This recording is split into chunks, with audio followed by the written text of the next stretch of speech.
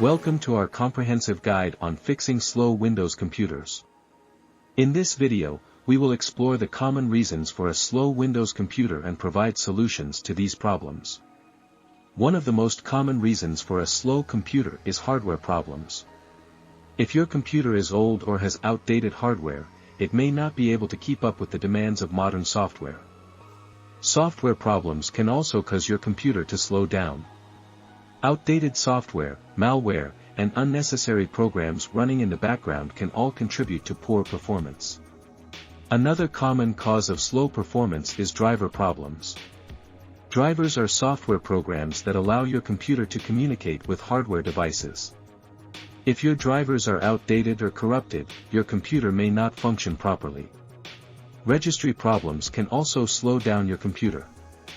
The registry is a database that stores settings and options for the operating system and installed programs.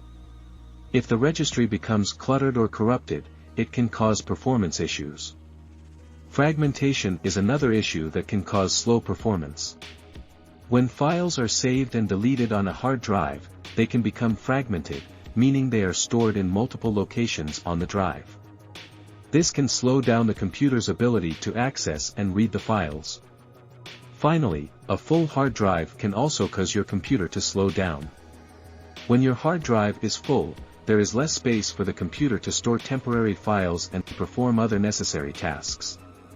We hope this guide has been helpful in identifying and solving the common causes of slow performance in Windows computers. Remember to keep your hardware and software up to date, run regular virus scans, and free up space on your hard drive to keep your computer running smoothly.